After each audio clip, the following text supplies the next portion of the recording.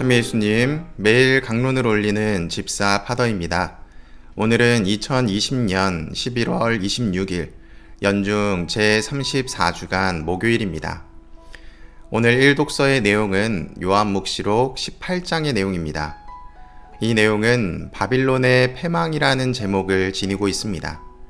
앞선 17장에서 대탕녀 바빌론에게 내릴 심판이라는 제목으로 대탕녀에 대한 부분이 나오고 바빌론이라는 이름이 18장에 언급되는데 이 두 가지는 이런 의미를 지니고 있습니다.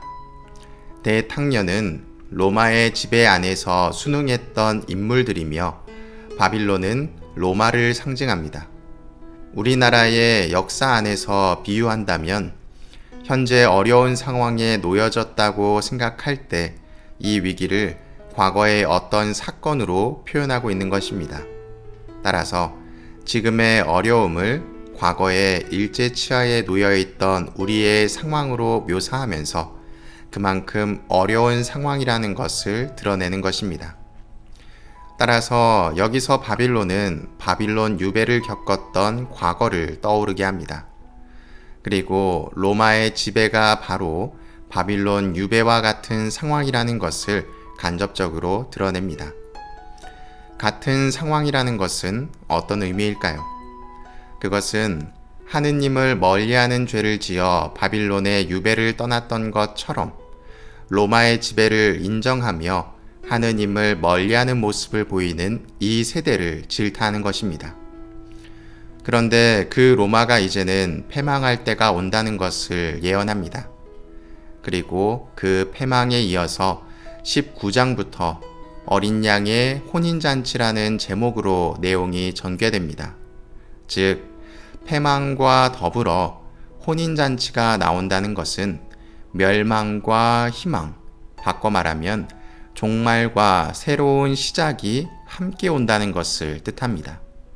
따라서 하느님을 멀리했던 이들에게는 멸망이고 하느님을 가까이 했던 이들에게는 희망이 되는 시기가 온다는 것입니다. 오늘 복음은 루카복음 21장 20절의 말씀입니다. 복음의 시작에 예루살렘이 적군에게 포위된 것을 보거든 그것이 황폐해질 때가 가까이 왔음을 알아라 라는 말로 시작합니다. 이것은 기원전 722년 아시리아에 의해 포위되었던 상황을 떠오르게 합니다. 즉, 전쟁을 암시하고 멸망을 암시하는 내용입니다. 그때가 되면 사람들은 자신들의 죽음을 직감하고 이곳 저곳으로 피신하며 자신이 살 궁리를 하게 될 것을 보여줍니다. 그리고 복음서에서도 예루살렘이 멸망할 것이며 그곳으로 가는 이들은 마찬가지로 죽음을 마주하게 될 것을 예언합니다. 이때는 오늘 일독서에서 나오는 요한 묵시록의 상황처럼 혼란스러운 상황인데 그 상황 속에서도 희망을 찾을 수 있습니다. 왜냐하면 독서와 마찬가지로 패망과 희망이 동시에 다가오기 때문입니다. 오늘 복음의 마지막 부분에서도 이렇게 이야기합니다. 사람의 아들이 권능과 큰 영광을 떨치며 구름을 타고 오는 것을 사람들이 볼 것이다. 예루살렘이 멸망하는 그 순간에 오히려 사람의 아들이 함께 다가온다는 것입니다.